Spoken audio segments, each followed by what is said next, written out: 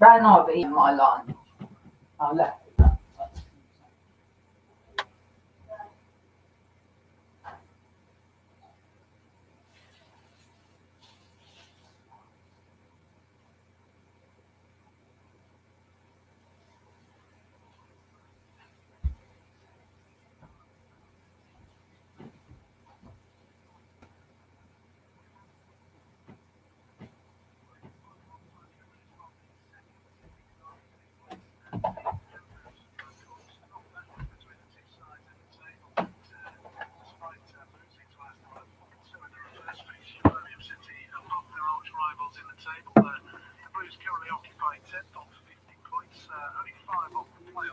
Aston Villa down in fourth, but just 2 points worse off. So obviously a win for Villa, which is not unusual in this fixture.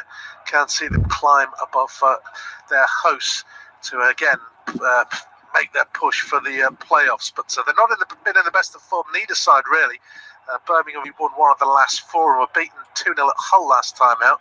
4 changes from that side: Harding, Yotta, Keith and Belt and Magoma, the 4 to come in. Kolan Mirabti, Gardner, that's Gary Gardner, and Conor Mahoney, the 4 to make way. Aston Villa, of course, did thump Derby 4-0 most recently, but that ended a 5-match winless run, and they're looking to use that as a springboard. And they've got their arch rivals to do it against. They've not lost in the league to Blues since 2005, although, of course, they did suffer a League Cup defeat in 2010. Still, that's some time ago. Birmingham do have home advantage. Myself, Rob Eddy, and Will Maxwell taking you through this one. And can Blues finally get one over Villa today? I mean, it's definitely overdue. That's something we could definitely agree on. I mean, if you look historically, obviously, Aston Villa have such a massive boost over their rivals. Although it has to be said that Aston Villa were sort of stalwarts of the Premier League, where Birmingham were a little bit of a yo-yo club. They kept going back and forth. So this year, so if they are ever going to sort of end this winless run against Villa, this will be the time to do it. Yeah, Gary Monk certainly made Birmingham City tough to beat. They're on the attack early doors. Villa haven't got out of their half. Admittedly, they've only played 40 seconds as Birmingham just try and force the earlier opening.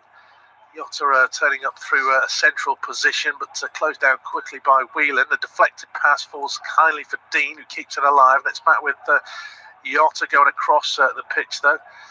Birmingham have to start again, and it's with David Davis out to the left and Pedersen. But Villa got everybody back behind the ball at the moment, and Blues can't quite find a way through.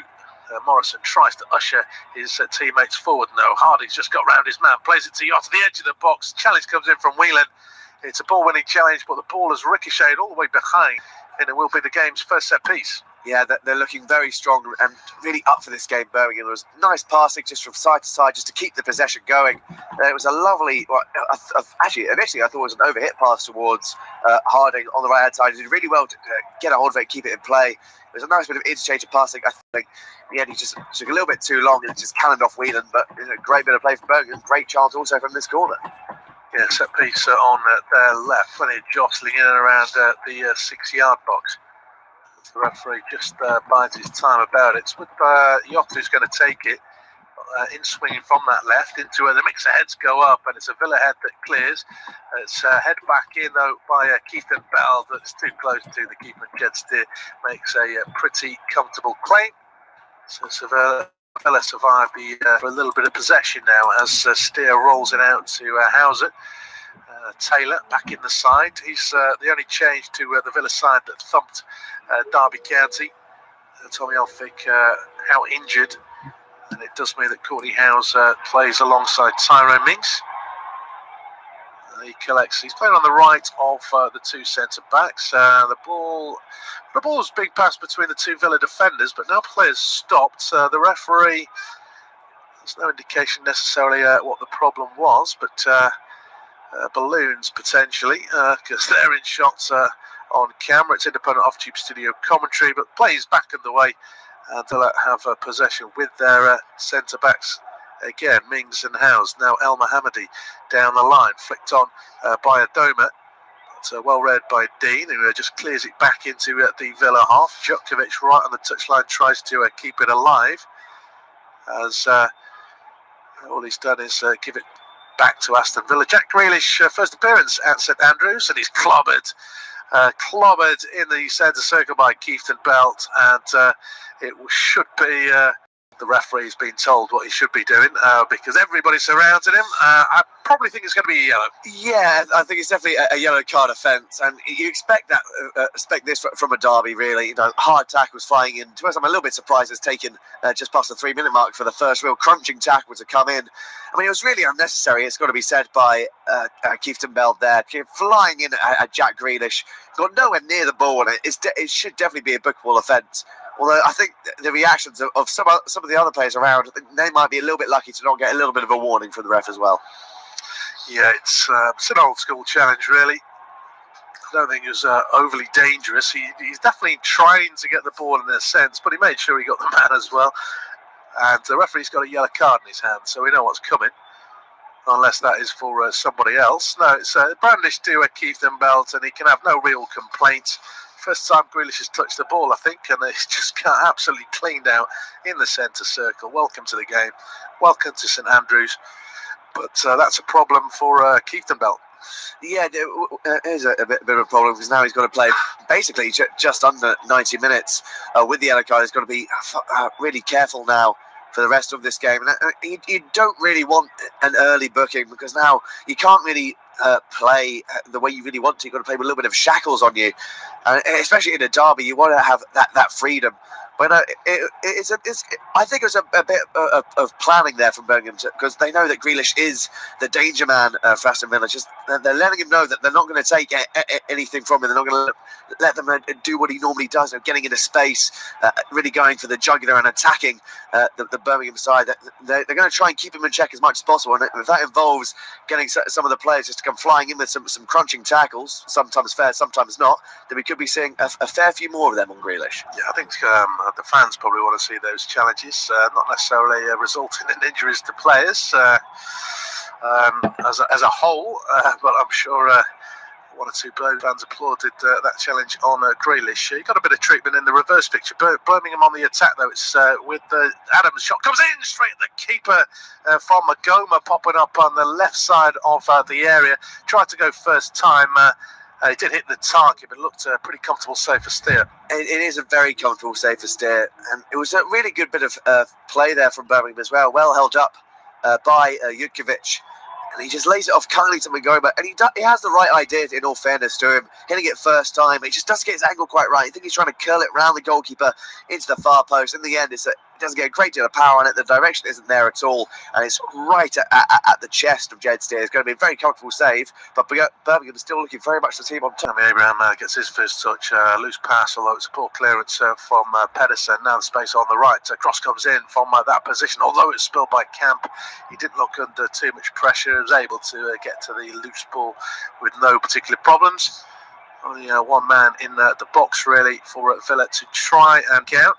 And it didn't quite work out. Just about 7 minutes are gone at St Andrews. The Blues have bossed the early exchanges, but they haven't really created an awful lot. Just that one effort for Magoma. And Villa, well, they seem to have lots of goal threat in their side. Derby County can testify, but they just can't quite string a run together to make a playoff position their own. As a back pass towards Camp is slightly under hit. Tammy Abraham will give chase, but Camp gets there first and puts it into touch. Tammy Abraham scored plenty of goals this season. Might not be at Villa next term, of course. He is only on loan.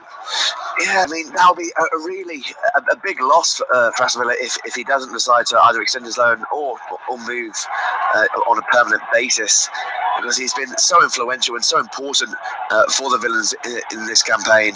And he's got a fantastic amount of goals, and he's really improved as a player playing for Aston Villa this year. And obviously, you can't imagine him getting that many starts or that much game time really at Chelsea if he wants to go back and try and make his way into the starting lineup. So I think another either loan move or a move away would be beneficial for him.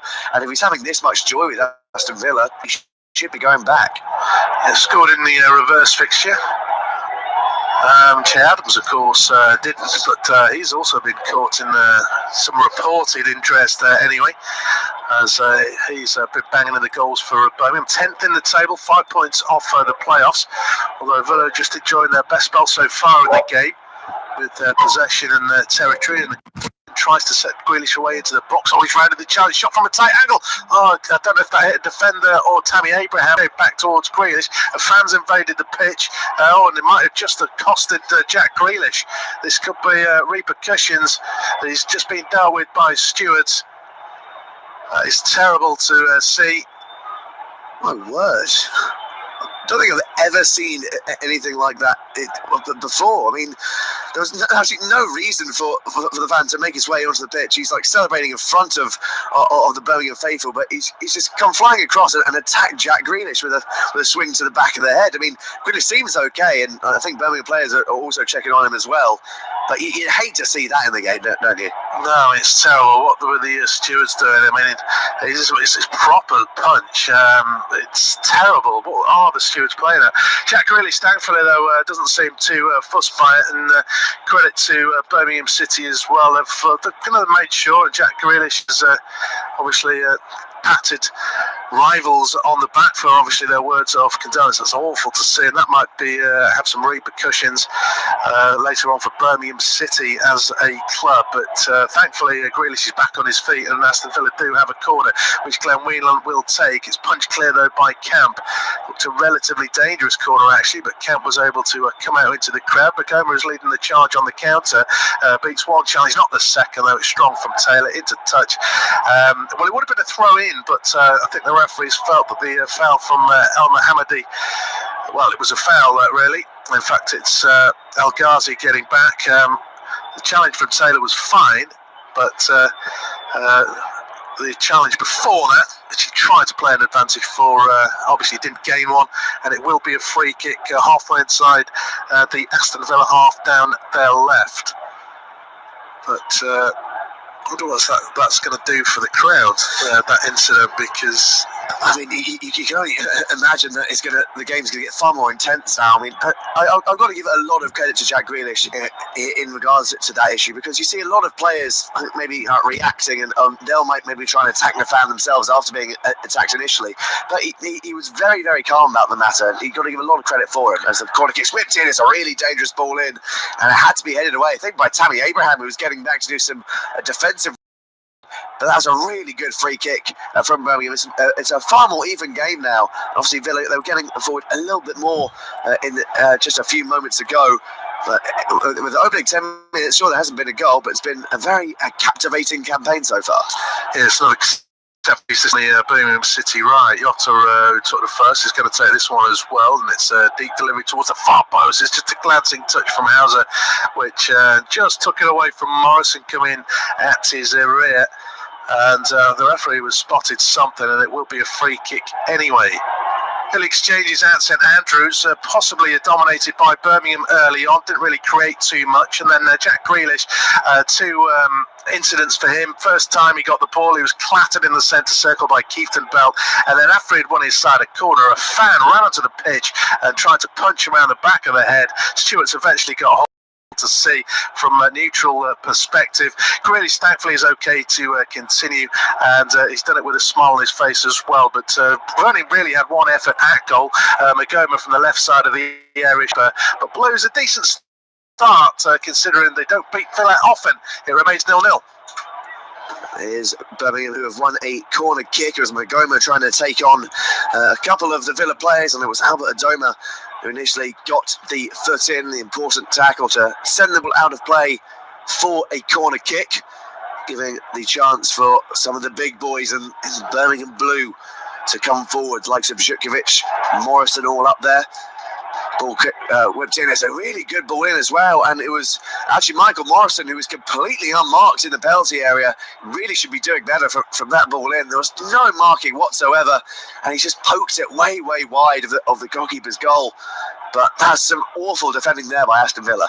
Yeah, defenders finish really from Morrison.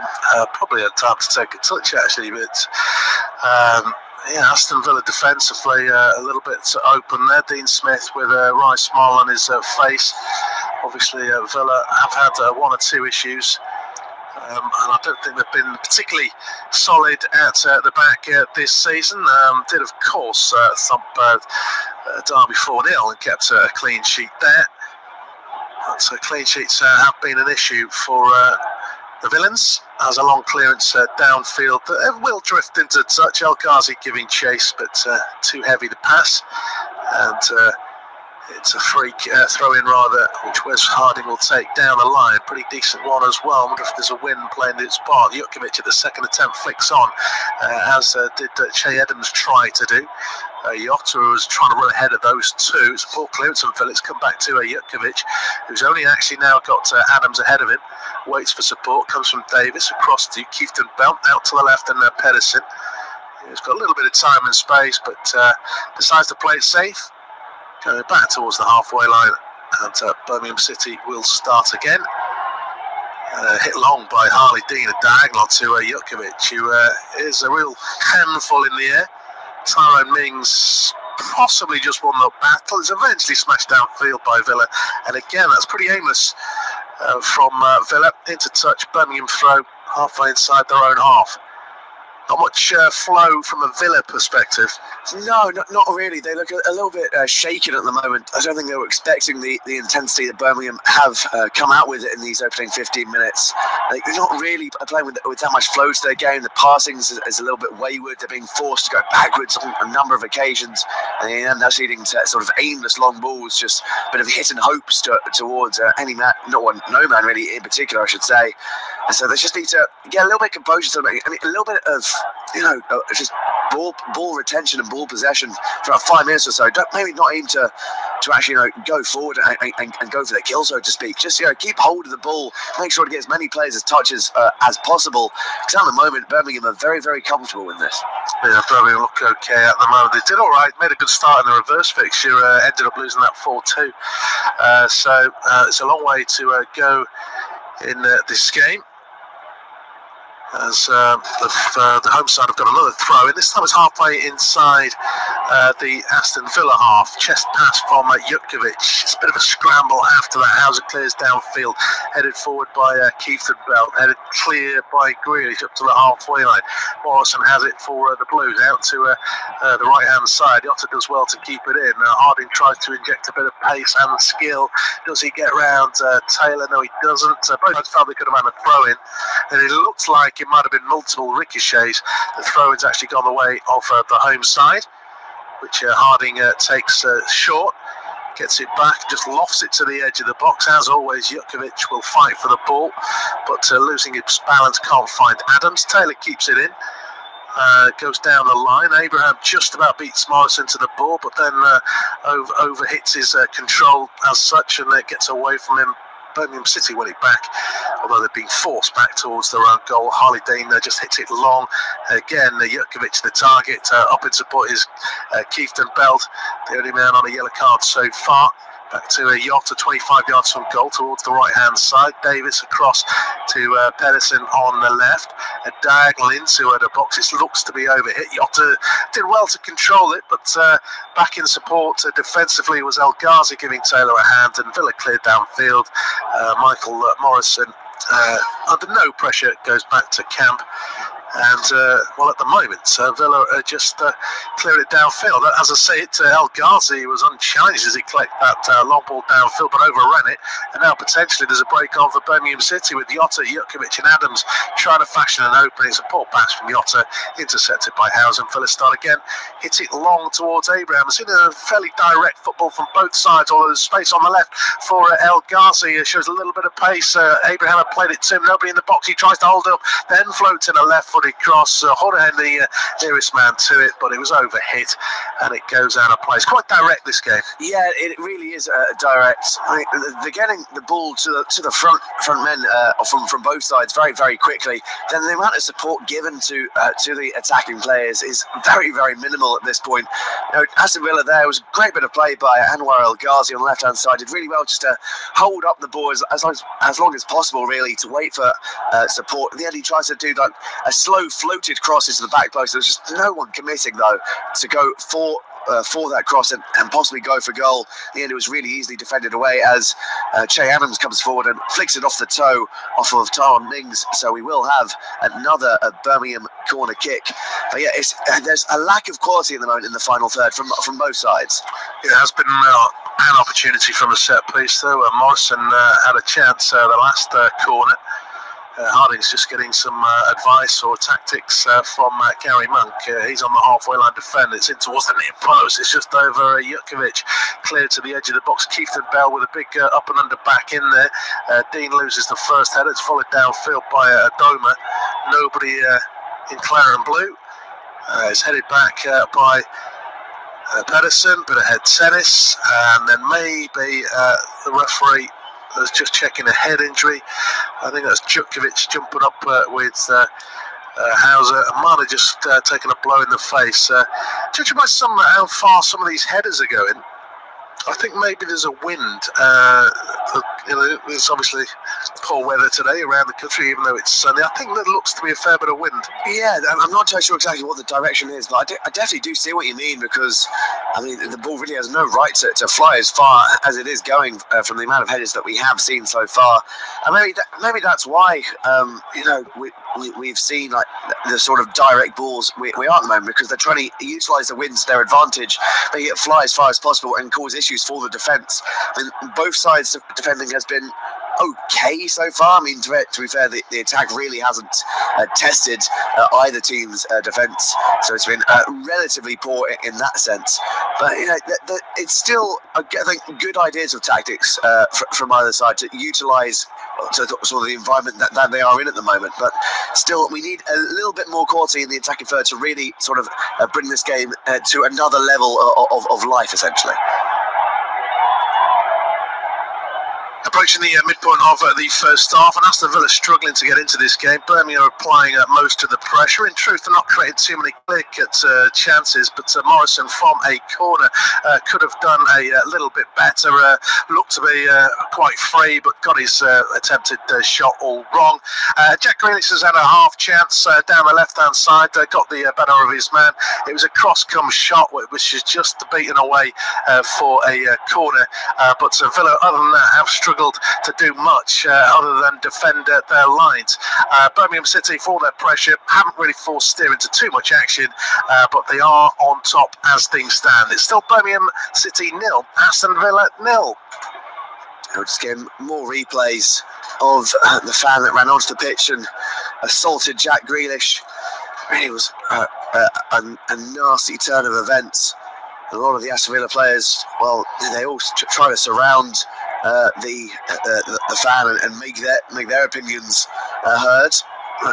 The fan did escape any sort of physical recompense, and he was just ushered away by the stewards. We can imagine that he'll likely get quite a hefty fine and a lifetime ban from the stadium, as Jutkovic has now had his treatment, so he'll be wearing sort of a half helmet. Really, he's just been had his head all bandaged up. I didn't really see the great deal of blood or a cut at all from the injury. I didn't really see exactly how he injured his head in the first place, but he has got some bandages to show his bruises. As now Birmingham come forward with Harding on the right-hand side, supporting Jota and Adams. He will try to find Jutkovic instead. In the end, it was cut out by Tyrone Mings, and that will be thumped away by the man. But yet again, it will just be picked up by Birmingham. They've gifted it back to Villa. Now it's with Conor Hourihane. Adoma to the right-hand side for the run of El Mohammadi. A rare foray forward down the right-hand side now for Villa. Whelan finding Jack Grealish. Will twist and turn, try and find a little bit of space to move into before playing a lovely through ball. Well, guys, lovely football for Villa, and it's an important stop in the end by Lee Camp. It was a fantastic outside the foot through ball by Jack Grealish, utilising his talents that we know that he has. It was a really good run as well by El Ghazi, broke through the Birmingham defence. It's the clearest opportunity we've had in this game. Important stop there by Lee Camp. Yeah, it's a nice little move, decent strike. I suppose he's under enough pressure not to get it right. Having said that, he immediately put his head in his hands thinking he could have done better, but Camp did his job. That's the problem. The defenders, of course, give Grealish too much time and space. He's good enough to do that. I wonder if that incident that he was involved in has maybe made Birmingham City ease off on him a little bit because he didn't make much of it, and of course he got clattered the first time he got the ball, so I wondered if they'd just eased off him, but that could be to their detriment. It really could. You never want to do that. As I think Djukovic actually went for goal from the halfway line there. It was quite a poor effort to say the least, bit of a daisy cutter that goes kindly into possession of Jed Steer. So we picked up by Aston Villa now with El Mohammadi, playing it backwards towards Courtney House. Now with Mings. Not a lot of movement for him, so he'll just wait to be pressurised by Djukovic before finding his centre-back partner House again. He'll lay it back towards Mings. Now he's found El Ghazi. He'll sprint away from, I think it was Magoma on the left-hand side. In the end, he was well marshalled down as an important tackle by Wes Harding. So it will now be a throw-in for Birmingham. El Ghazi and Harding having a few words with each other. But I think that doesn't seem to be the greatest deal in it. Although they are having a few more words. I'm not entirely sure exactly what they're arguing or talking about, because it seemed like a relatively fair tackle there by Harding. Yeah, I mean, he won the ball. No, I don't think there's any difference to the challenge that Taylor made on Magoma earlier on. Slid in, won the ball. Yes, there's a bit of contact or whatever, but I don't think El Ghazi liked the contact. Maybe it was the look in his eyes when he's making a challenge. I don't know, but he didn't like it. Perhaps it was overly physical. I mean, I'm sure there will be a point when you can't make challenges like that, but like you, it looked fairly fair to me. El Ghazi was trying to get away from Harding, and he's gone down after under the bare minimal of tackles, really. So no foul rightfully given there by Tim Robinson. The play did continue, and the clearance by Birmingham has gone into touch for a throw-in for Aston Villa. We've played 25 minutes of this game, this off-tube studio commentary. It is Birmingham City 0, Aston Villa 0, this second City derby. Picked up into the air by Pedersen. It's picked up in the end now by Magoma. He'll try and twist and turn, go for goal. In the end, it's an important tackle and blocked there by Grealish, and picked up again by Magoma. And Taylor will play it back to Steer. I think you're gesturing that you think there was a handball there. I don't really see the greatest still in there. Well, I think Magoma blocked the clearance with his hand, and he almost stuck it out. So, it's lucky in a way that Birmingham didn't score it, because Villa would have been fuming on that regard. Of course, Blues wouldn't have cared, but it looked to be a handball. He just blocked it out. As a chance for Chet Adams, just on the ball over his shoulder. He slightly miscued it as it was coming over his left shoulder. He had to hook it back to his right. I guess it's hit the target, but it's just dribbling towards the keeper. I think the flag stayed down as well. Yeah, the flag did stay down. I think he might have also been put off by some of the balloons that are still on the pitch. The majority has been popped, but there were two that were sort of in the way of his running track, so to speak. In the end, one of them might have possibly tripped him up or put him off. Nothing came about it as a long ball goes towards Tammy Abraham, and that is far too overhit. So I'll go out of play for a throw-in for a goal kick, I should say, for the home side. There's a goal. There's a couple of goals in the other game, actually. It's a Premier League clash. Burnley actually took the lead through Ashley Westwood, but Liverpool have hit back. Firmino's got one. They might have got a second, Liverpool to go in front, but it's currently 1-1. Just waiting for confirmation of a potential Liverpool go-ahead goal.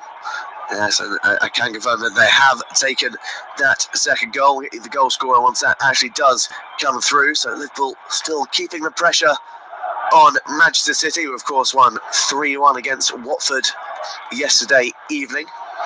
It's El Ghazi in possession now. I can confirm it was Sadio Mane who got the goal to give Liverpool the lead in that one.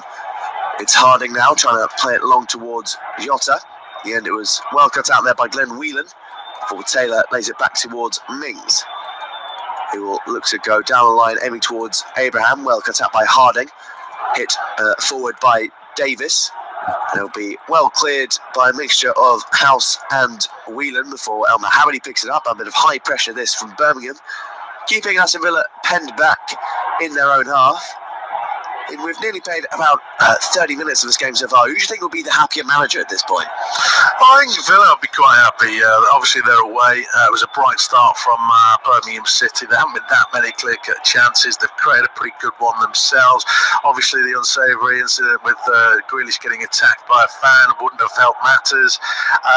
But, I mean, they're starting to see a little bit more of the ball. I mean, I think that it's difficult to see from here to put off Tube Studio commentary, but I think the wind, there's a win that's in Birmingham's favour. So as long as they don't, go in at the break 2-3-0 down or whatever, I think they'll be pretty happy. And still got 17 minutes to go in this half, and they have created the best chance of the half so far, even if they've been second best overall. Here's a free kick for Aston Villa on the right hand side. Chance to possibly cross the ball in. They've got the big boys forward of Mings and House into cause a nuisance, but they've gone short. And now he whips it by Grealish. It wasn't the best of crosses in, and then a mix up in communication there between Camp and Jukovic. In the end, Jukovic makes the clearance, although Camp was screaming at him to leave it for him to gather the ball up. Nothing has been given though. It has actually gone out for a throw in for Aston Villa on the right hand side. It'll be El Mohammadi to take. Although great deal of movement for him, they're all actually moving as far away from him as possible, as it now goes short to Albert Adoma. There's a back to El Mohammadi, be picked up again by Adoma, well marshalled and well defended there by Pedersen. Then that'll be just nipped out of play for another throw in for the away side. And will be in again, Ahmed El Mohammadi to take, just waiting on the ball to be returned to him as Pedersen sort of lashed the ball away down the wing. So now El Mohammadi does have it for the Villains. Looking for a run of Hurahan. Picks up. And now Adoma looks to whip the ball in. There's a flying tackle there by Pedersen. And it's been misjudged by Morrison. A really good opportunity for Aston Villa. They've lifted it over the bar from inside the 6-yard box. It was Hurahan who laid the ball off to Tammy Abraham. He's appealing that it should have been given as a corner kick. A really bad defensive error there, I think, by the captain, Michael Morrison. Gifted the opportunity for Tammy Abraham, really. And well, they almost gifted the opening goal of the game to Aston Villa there. Yeah, I mean, I think it is I think the referee's got that right. I think it's a goal kick unless he's appealing for a penalty, because obviously the defender is expecting Morrison to deal with it, so he's always behind Tammy Abraham. But I don't think it's a penalty either. I think the ref got it right. It was just an awkward eye, wasn't it? He's probably come off his shin, maybe even his knee in the end. Couldn't quite control it. But I mean, that's a bit of a howler mistake from Morrison, and a real let-off. I think the ref's got it right both times there. Yeah, I would be inclined to agree. I didn't see there was a penalty shout, and it definitely wasn't a corner kick either. But we'll have to go down as a chance, and probably the best chance of the game so far, as Abraham has had his pocket picked by Harley Dean, and now Magoma will come forward for Birmingham. Will spread the ball towards Yotto. He's got a bit of pressure on him by Taylor. He comes inside, away from Grealish before laying it off to Pedersen. Skips away from Adoma, lays it off now to Yotto. He's got pressure on him by Mohammadi, and that's really well defended there by the Egyptian, showing his experience in the English game. Sort of let Jota have the ball for as long as possible, then put his body across and shepherd the ball out of play for a throw-in to Aston Villa. Might have had a goal in this game. Aston Villa starting to go into the contest, and they've had two very good chances. Grealish given too much time and space just outside the box, waiting for the run. It came from El Ghazi. He fed the pass beautifully. Slightly miscued his shot, did El Ghazi, and Camp made the save. And then Morrison made a mistake at the back. Hurahan got to the byline. Cross for Abraham. Under pressure, awkward height. I think it came off his shin, and it just ballooned over the bar. But two decent opportunities for Villa.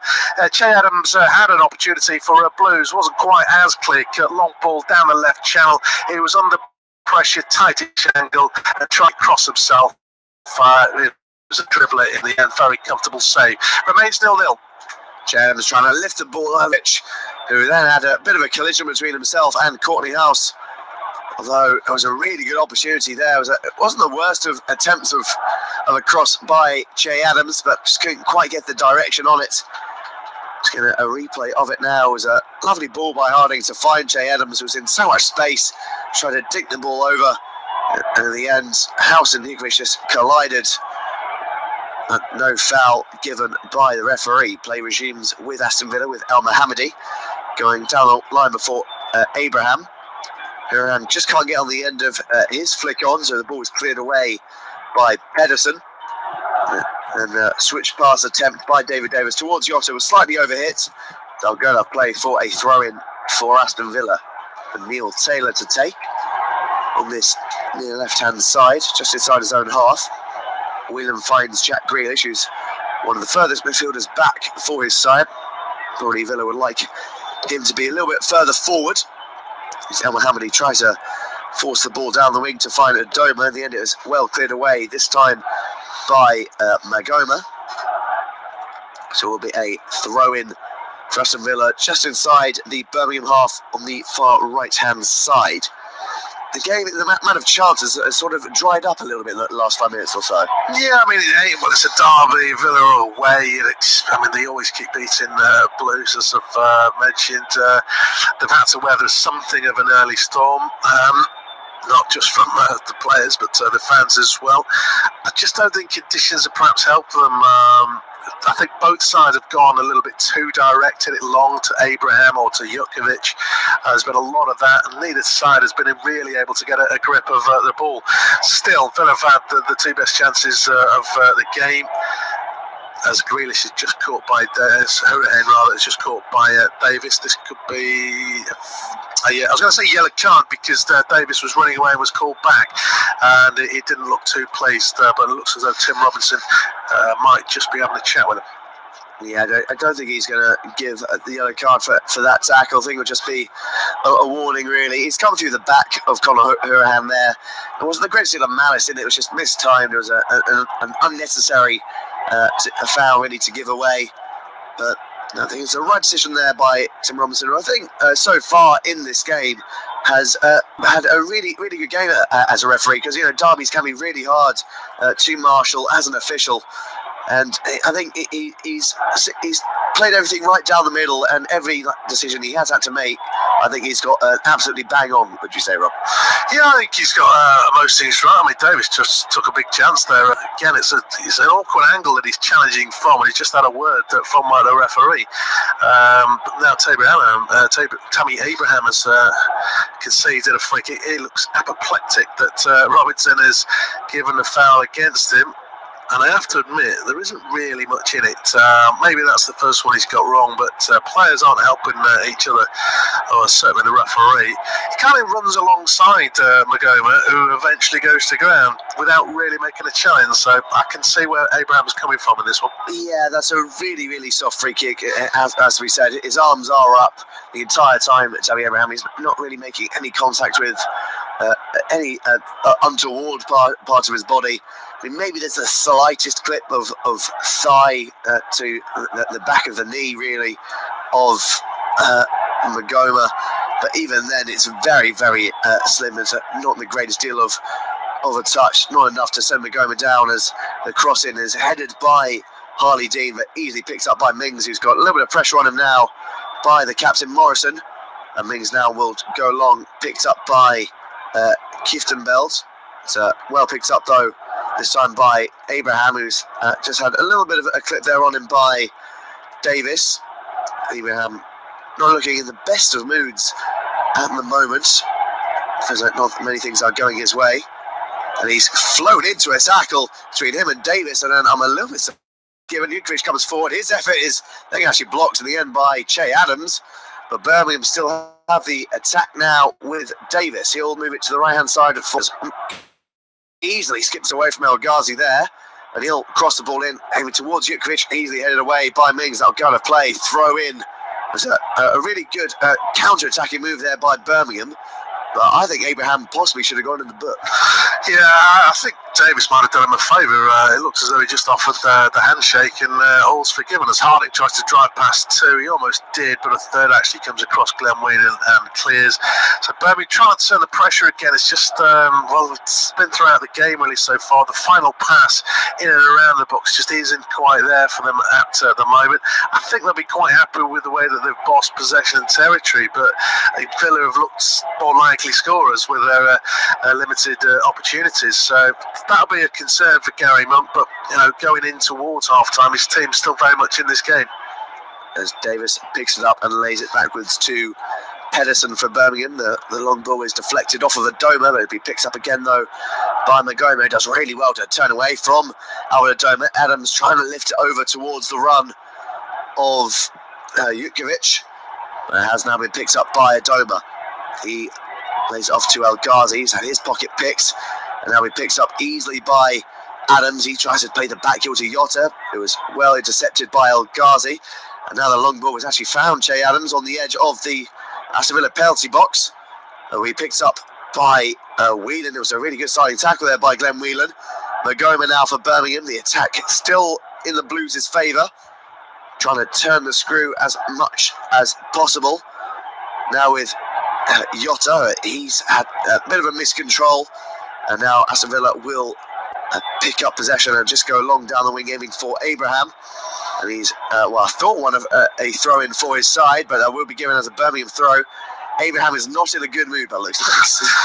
Yeah, I mean, that's perhaps a tougher one to call in a sense, but I just got to get on with it. To be honest, you can't let it bother you. I know he hasn't had much of a look in. Maybe that one chance he did get, he's still thinking about that. He should have put it away, and now everything else is frustrating him. But he's just got to put it out of his mind. As Taylor has just caught Jutkiewicz, who's already had treatment for an injury. I have to admit, I didn't think there was much in this challenge either, but Taylor looked quite concerned when Jutkiewicz sort of crumpled over him, and he's going to get some treatment. And it's not one of those rolling around kind of injuries. Not that means anything these days, but he just caught his ankle. Yeah, I'm going to have to look at the replay, because that is the part of the body that he is holding at the moment. I mean, maybe the slightest of landing or kicks on the ankle of Jutkiewicz, but he's a big guy, and with the amount of force that Taylor managed to make contact with that ankle, I don't really think it was that big of an injury, but clearly Jutkiewicz is in a little bit of pain. I can confirm that there has been an arrest made in regards to the fan that attacked Jack Grealish earlier on in the half. But yeah, I didn't really see the greatest deal in that for Jutkiewicz there. No, maybe he just twisted it as he was coming down. You never quite tell. In terms of what Taylor did, I don't think there's that much of a problem. But obviously it's more treatment for Jutkiewicz, who's already wearing a bandage around his head. Grealish has come across to have a word with the coaching staff. Skipper, I think, these days, isn't he, Jack Grealish? Some might wonder whether that's a sensible move, given some of the things that have gone in Grealish's past. But I think that was more fury from the sidelines, as one of the Birmingham City coaching staff has gone absolutely mental. Play continues. We've got about 4 minutes to go to the break.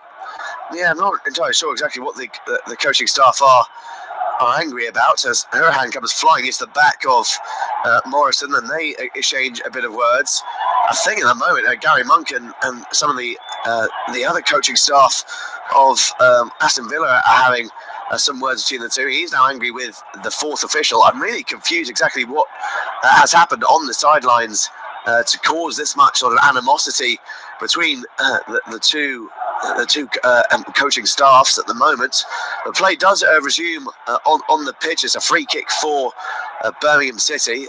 There is still talks between Gary Monk and the fourth official. James Beattie's now trying to calm down Gary Monk. Did you see anything happen there on the sidelines? No, I mean, obviously it wasn't, on the cameras, was it? I mean, obviously one of the other coaching staff had gone, shot the turn, a very comfortable save from the edge of Jutkiewicz. It was bounced before steer, and it was a very comfortable claim. But, I mean, I just wonder whether, sometimes you just get a bee in your bonnet, and I don't know whether it's out of his technical area, and he's putting exactly where his technical area is, but you might as well just let those things go. I don't see how they're ever going to win those decisions in the middle of a game. As a long ball is aiming towards Magoma. And it's a well marshalled and well defended by El Mohammadi. It's an interception they had to make. He's done well to get the ball away down the wing, but it is straight away picked up again though by Pedersen. Adams will go from long range, and it's not far away. It was a good effort there by Jay Adams, who's obviously in a fantastic goal scoring form this season. Didn't have the great deal of pressure around him. Went for goal. It was a little bit of a daisy cutter, hard and low across the floor, and from Jed Steer's right-hand post. Yeah, I think the keeper's probably actually got it covered, but I mean, it was because he was going right-footed and cut across it. It was always coming back in towards the goal. Could have hit it better, obviously, as Adams gives chase on Steer, trying to put him under pressure, following a throw-in. Finishing off quite strongly again at our Birmingham City, but again, a couple of chances, both been from outside the box. You know, they're not creating too much, in and around the area. Yeah, and it's with Tyrone Mings at the moment for Aston Villa. He lays it off for Neil Taylor, who skips away from Yotta. He'll lay that back to Mings, who just leaves it for Steer. And we've got just over a minute left of the opening 45 minutes of this game. This off-tube studio commentary is still Birmingham City 0, Aston Villa 0. Pedersen picks it up for the home side. He lays it backwards now for the captain Morrison. Now go all the way backwards to Lee Camp, who's looking for a little bit of support. In the end, will just come forward for Pumget long towards Jukovic. In the end, it's well marshalled by Courtney House this time, and now he'll leave it for El Mohammadi to pick up his own corner flag. He lays it backwards to his goalkeeper Steer, who looks to come forward for Villa. Not the greatest deal of pressure on him. He's given time to aim long towards Abraham, and that'll just go completely overhit and fall kindly into the arms of Lee Camp, who's trying to bark his orders. I think they are going to try and still go for the juggle. They're not going to be happy with this 0-0 draw at half-time Birmingham. They're still trying to come forward and get this goal just before the break. And the clearance is made by El Mohammadi. Picked up by Morrison, who will find Pedersen. Flick towards Magoma, headed away this time by El Mohammadi. Bit of head tennis between the two sides before it falls kindly. Well, it's head fell kindly for El Mohammadi, but nothing else to give it to. It's 3 minutes of added time at the end of this half as the ball almost fell kindly to Jukovic, and he's gone flying in there on the goalkeeper, Jed Steer. A bit of a high foot. Goalkeeper's in a little bit of pain, and the referee going to give a card for that, because I think Jukovic had every sort of right to go for that ball, but it's a nasty one to say the least all the same. Yeah, I mean, you just wonder how the referee's going to react. I don't think Steer's too bad. I mean, it's there, and the problem is that, of course, Tyrone Mings is trying to shepherd the ball back, and so he's got to get around him and get to the ball first. I mean, sadly, in this regard, he didn't get there first, and of course, all he's done is kick the keeper in about the midriff, but the ball's there. It's a tough one, because the yellow card again has come out early. He doesn't brandish it straight away, doesn't Tim Robinson, but he does get out of the pocket nice and early, so we do know what's coming. But I mean, he actually blocked a Magoma shot, which wasn't the best, and then he gave chase to it. Thankfully, I don't think Mings overreacted as well. That could have been worse. I mean, it is a derby. They might have tried to get him in more trouble. Steer, I don't think, made the most of it, and thankfully it's just a yellow, but I think it was a genuine attempt to win the ball. Yeah, it was a genuine attempt, and it's just unfortunate it was mistimed. But he is the second player in the referee's notebook behind Michael Kiftenbelt, who ever since that initial booking from him has sort of been a ghost player, really. He's just making up the numbers, hasn't really been involved a great deal. As we've got a free kick for Birmingham on the left-hand side. I think a collision between El Mohammadi and Yotta on the far side. Actually, I think it is actually Jukovic who's gone down yet again. So, for sort of a theme of this game so far is whenever there's been a stoppage, players begin to surround the referee, Tim Robinson. I didn't really get to see what happened there, but I think Jukovic is down holding his head, which is why the physios have come down to make sure that he is okay. Obviously, he's still bandaged up, and he's been on the walls today, Lucas Jukovic. We are just getting a replay of it now. And maybe a collision between him and Courtney House. Yeah, I think it's just a clash of heads there, both going for the ball. It'll be a nasty one, but Jukovic really went down there under a lot of pain. He might be a little bit groggy. mean, I'll be very surprised if Vukovic manages to survive the entirety of the game. The amount of knocks that he's picking up. Yeah, I mean, he puts himself about as well, doesn't he? So, fatigue and stamina might play its part. It depends what the score is in the second half. We're supposed to get 3 minutes of added time, but more problems for Vukovic on the fitness front. Hasn't had much treatment, maybe a minute, so we might still have more minute action also. But it is a free kick to Aston, to Birmingham. I wonder if he's just trying to suggest that maybe Howes was late challenging him. I don't know, but free kick. Long ball is picked up by Adams, although I think it's been given as an offside on the Birmingham striker. So it will be a free kick for Aston Villa. We have now played the 3 minutes of added time. As has been given as an offside. It's actually been given as a free kick by David Davis on Taylor. We've played, well, nearly, it's the 4th minute now of the added time. As the free kick is taken by Steer, goes long, and then that is that for the first half. It's been an entertaining affair thus far. No goals to tell you about. Well, the main talking point will be that fan running onto the pitch to attack the Aston Villa captain, Jack Grealish. Grealish is okay, and the fan apparently has now been put under arrest. But the halftime scoreline at St Andrews is Birmingham City 0, Aston Villa 0, and we'll see you in the second half.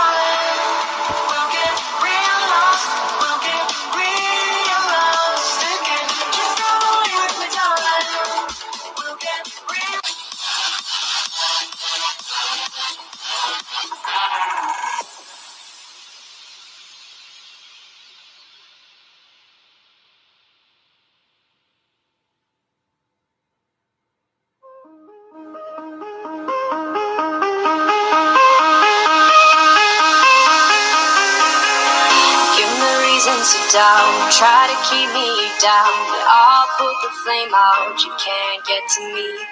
Throw your sticks and your stones, go break all of my bones. You won't ache my soul, you can't get to me. And there is no barricade that I can tear away. Shoot me down to fire away, away. But I'm a heavyweight. I'm a heavyweight.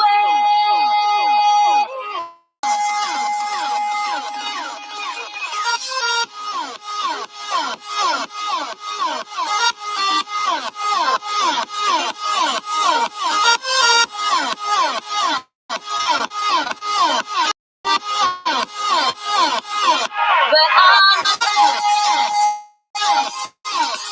a heavyweight.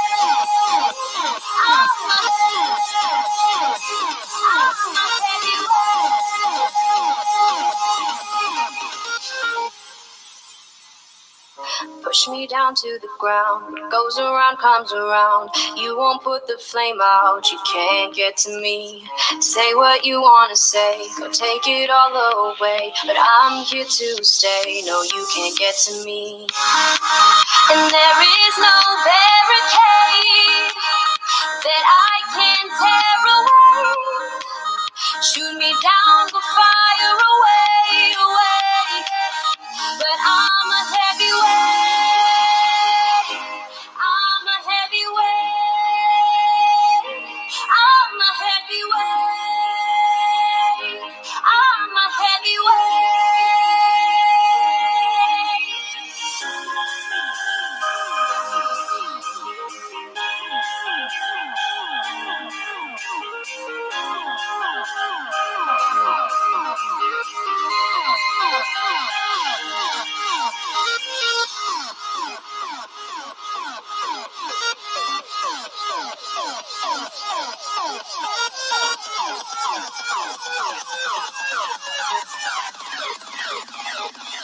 But I'm a heavyweight.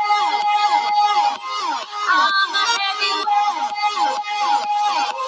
I'm a heavyweight. I'm a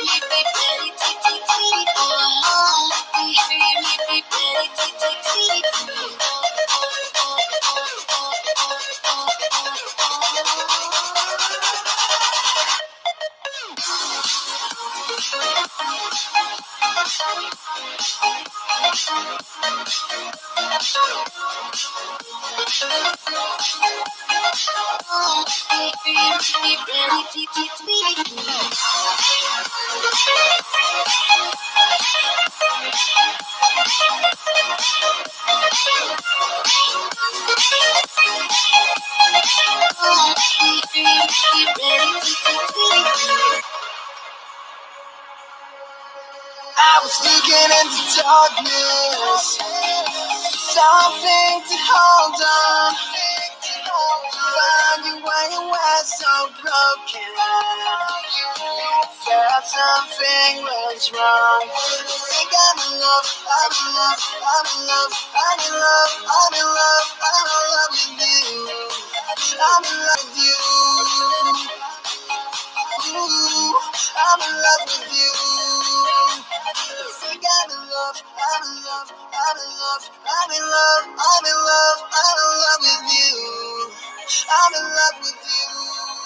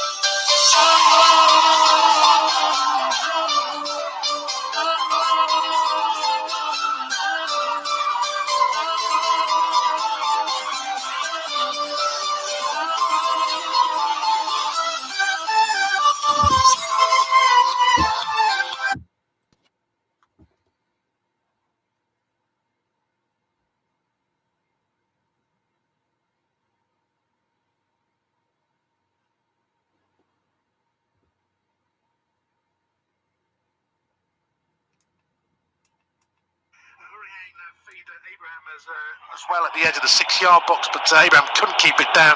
It's probably the best chance of the half. Had more possession and territory, can't find that clear-cut opening. 0-0. Off-time at St Andrews is Birmingham City 0, Aston Villa 0. Not a great deal of chances. Sadly, the biggest talking point was the fact that Jack Grealish, the Aston Villa captain, was attacked by a fan on the pitch. Grealish was okay though, and did play his part in one of the best chances. Teed it up for El Ghazi, but his shot straight to the keeper, saved by Lee Cam. Hurricane feed Abraham as well at the edge of the 6-yard box, but Abraham couldn't keep it down. It's probably the best chance of the half. Blues have had more possession and territory, can't find that clear-cut opening. 0-0. Off-time at St Andrews is Birmingham.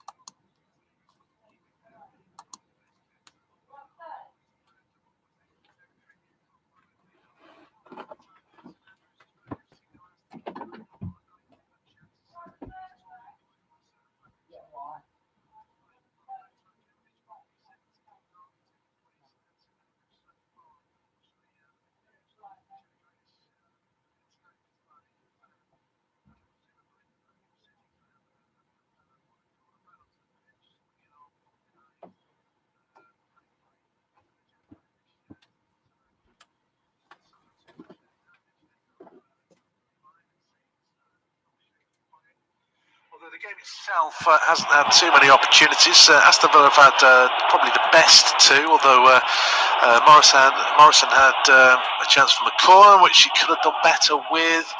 But El Ghazi and Abraham might think they should have scored for Aston Villa. But it's on as even as the second half gets underway.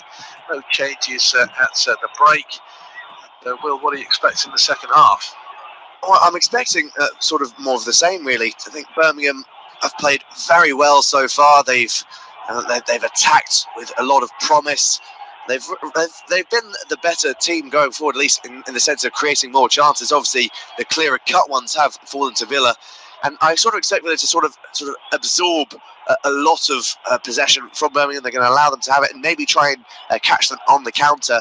And they'll probably try and do that until maybe at the 60th, 70th minute, and then that's when they'll really begin to turn the screw and go for the jugular of Birmingham. But I still expect the same level of intensity and sort of the same style of playing with the meaty challenges and more stoppages within this tie, because obviously it is a derby. Yeah, Aston Villa might want a little bit more of the ball in this second period. Not shy in scoring goals this season. Got the third best tally in the division, but they're down in 14, so that says a lot about their problems. Defensively, not keeping too many clean sheets, not stringing too many wins together. And of course, they're trying to build on a pretty emphatic scoreline last time out, beating playoff hopefuls Derby County 4-0. But of course, they're on the road today and haven't taken a couple of chances that have come their way. But hopefully, in terms of the whole fan attack thing, that's not going to be a factor because it's a talking point at the moment. 2 minutes played in the second half, not a great deal of goal-mouth action, has to be said. Villa has seen a little bit more of the ball though, as they're just occupying their own half, passing it from left to right. Glenn Whelan's allowed to turn though, forward to the halfway line. Grealish closed down by Harding, but he cuts inside him, then feeds a good ball to Hurahan in a bit of space, out towards the left-hand side. Well, it will reach Adoma, who's got El Hamadi on the overlap across, comes in, and it's just between players, Villa players, easy to camp in the end, who's able to claim. If it had been a little bit lower, maybe Grealish could have attacked it near post, and a bit higher. Abraham's got an opportunity. Yeah, it was a good bit of play there by Aston Villa. It was a decent cross in, just I think maybe caught between two minds of exactly which play he was going to aim for. But it's a far brighter start this time from Aston Villa. They were a little bit slow out the blocks in the first half, and they were really dominated towards the end of that half as well. As Grealish comes forward for Aston Villa, will go for goal from about 25 yards out, but doesn't get his angles right at all, and that flies way over the Lee Camp crossbar. I think it actually might have gone wide as well. But it's a brighter start from Aston Villa. They look a little bit more up for this tie now. Yeah, certainly seen a lot more of the ball. Didn't go out of the half there in 10 minutes or so. And that's a better start to the period, but a disappointing attempt in the end, given his strike from a corner last week on the volley as well. But that not quite having the same impact as Abraham and Morrison come together on the touchline. The ball's gone out of play, and I think the referee or the linesman has perhaps penalised Abraham for maybe backing in to Morrison. The decision has gone with Blues. As it's halfway inside the Birmingham half, so not exactly the greatest position for a free kick. As it's hit long, and Jutkovic, well, I think it's come off the head of Hauser in the end, and has it gone behind for a corner? Referee has just been surrounded again by players. It's not too aggressive from either side. They're just querying what the decision is. Jack Grealish, the Villa skipper, the latest to play. It's hit long. I don't think it touched the head, but I think the referee has penalised Hauser for just tugging on the arm of Jutkovic, who didn't appear to have much hope of getting on the end of the ball. So it's a free kick just to the left side of the area, and this is a much better opportunity. Yeah, it's a little bit of an odd decision there from the referee. I didn't think there was the greatest deal in that. I mean, it's not like it's impeding the run of Jutkovic, because, like you say, he's never really ever going to get on the end of that. But one opportunity this is for Birmingham, as Magoma whips it in. It's a really good opportunity now. Jay Adams goes for goal, and he just couldn't quite get enough power on it. And it's a simple block and clearance in the end by Tyrone Mings. But that's a really good opportunity there for Birmingham. Yeah, I'm not sure if that free kick was deliberate or it was just a total scuffed shot on the edge of the crossing the edge of the box, but it almost worked to perfection. Adams, again, another scuffed effort as Davis and Hurahan come together. Now Grealish is clipped from behind by Jutkovic, and he gets a free kick. He looks disappointed by something. He's definitely got the free kick just outside the centre circle, but maybe it's a card that he wants. Either way, he's not happy. Glenn Whelan won the initial ball, fed it to Grealish. And Djukovic, I have to say, I don't think it's a foul, let alone a yellow card. So I think asking for more than a free kick is being a little bit ambitious. Yes, a little bit might be an understatement as well, because there wasn't the greatest deal of contact initially from Djukovic on Grealish. If it is a free kick, then it's the right decision to not give a booking, but that's a big if it is a free kick at all. We don't know what Grealish is asking for, and then that's an unbelievable waste from Glenn Whelan. He's trying to spread the ball over towards the right-hand side for El Mohammadi, just boots the ball out of play for a throw-in for Birmingham, still just inside the Aston Villa half. Yeah, it's... I think maybe Whelan's position in the side is under threat. McGinn, of course, back in the squad today, might be a second half substitution, potentially anyway. Birmingham make about 10 yards from a throw-in as El Mohammadi has the ball into touch once again. Maybe halfway inside the Villa half as Pedersen steals a few yards, throws to the edge of the box, but Djukovic can't win the header. Cleared by Villa, although it's gone across the area to Jota, who's got support from Harding, admittedly away from goal. So that's a mistake from Davis. Grealish gets his body between Davis and the ball. That's a yellow card, and that's possibly an accumulation rather than the actual challenge on that instance. He made the mistake, then he's literally just trying to go through the pack of Grealish to get the ball. And Grealish looked quite calm in the first half. Now he seems agitated. Yeah, I don't know what has sort of sparked this newfound life into Grealish. Things far more. For instance, maybe he's been asked by or told by his manager that the fans are trying to get under your skin. Obviously, they've tried to attack you. Maybe just use that intensity and the anger and the animosity from the fans to your advantage. They're on the attack this time. It's El Ghazi who's penalised, probably for potentially offside, maybe just leaning into his man. Just into the back. Well, I think if you're going to give a free kick the other way, that Grealish got, not the one just from Davis, but the one from Djukovic, it's pretty similar. Yeah, again, it's Robinson at the moment, the referee, he's making a lot of decisions, and I did obviously praise him in the first half for having a relatively good game, but some of the decisions he's had ever since I sort of made that statement has sort of made me eat my words, really, because I mean, you expect in a derby there to be contact. It's a contact sport, and you expect some meaty tackles, but for the amount of fouls he's giving for what are basically nothing challenges is really quite surprising.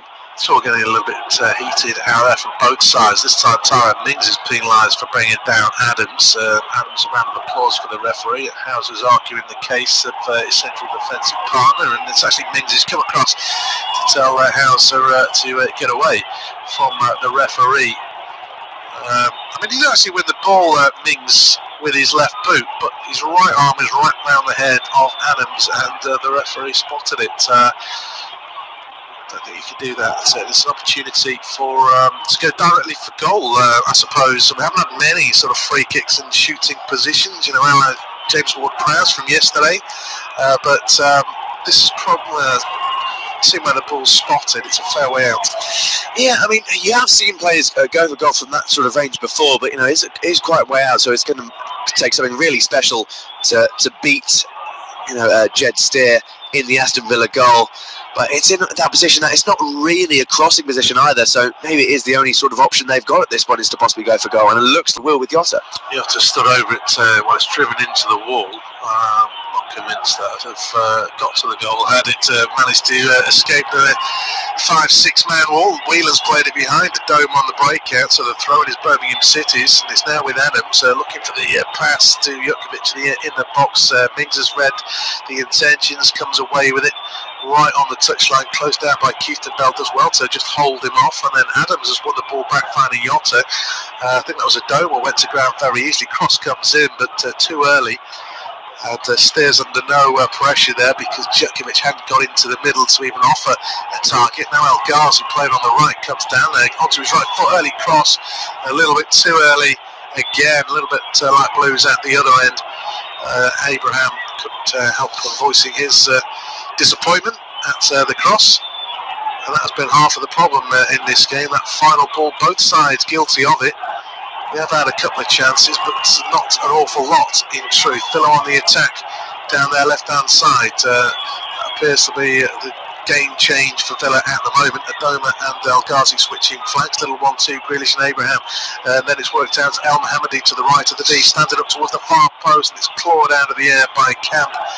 And that attack comes to nothing. Although Villa do have bodies in and around the box, just need that better final pass. Yeah, I mean, they've definitely improved in the second half. I think that was the right decision initially by El Ghazi with the early cross, because with the way Abraham was making his run into the penalty area, it was the best case scenario really in order to actually find him. Just slightly overhit it. They've definitely improved in the opening periods of the second half. Yes, the final ball maybe hasn't always been there, but they're finding their way forward far more now, Aston Villa, and they're causing more and more issues for the Birmingham defence.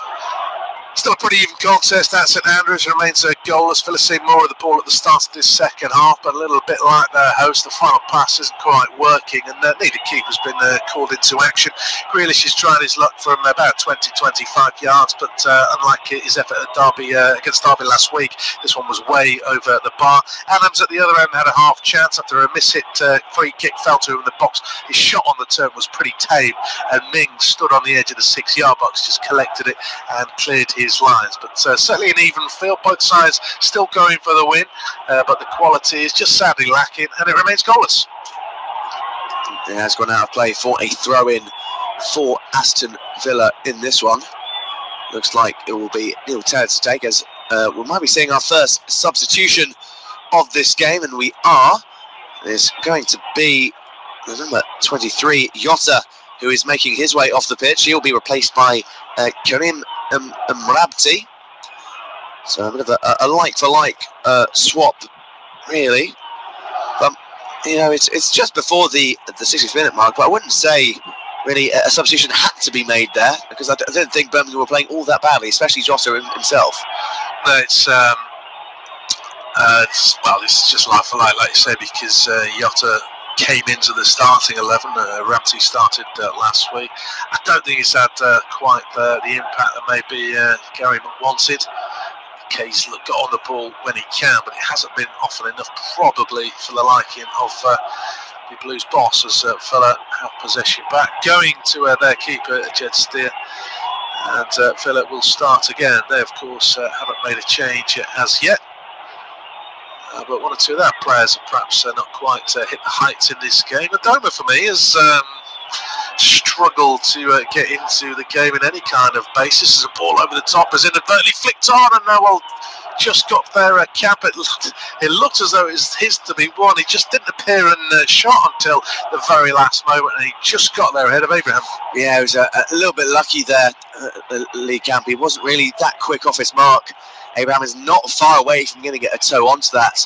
And he just had the feeling that if he was to get on the end of it, that might have been the opening goal of the game, as Jukvich does really well to turn his man as well. And he just couldn't quite direct his shot towards Jed Steer's goal. It was a real snapshot that he really struggled to get the ball down initially after getting pressure from House, but he did really well to get the initial effort out of his feet. But it was always skewing quite some distance wide of the Aston Villa goal, as House comes forward trying to find Hurahan, quite easily intercepted by Harley Dean. Davis has gone down under a foul by Hurahan, nothing given though by Tim Robinson.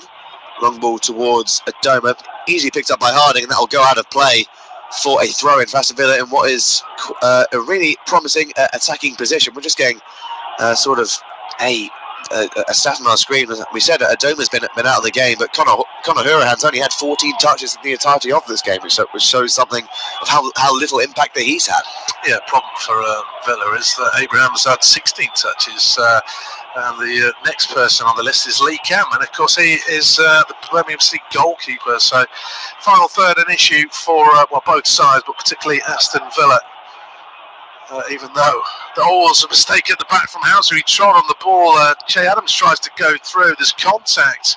I think this is entirely inadvertent, but the referee has decided that it is a foul. It was a mistake from Hauser. He trod on the ball. It was just towed away from him. Let's have another look. Has he dragged him back?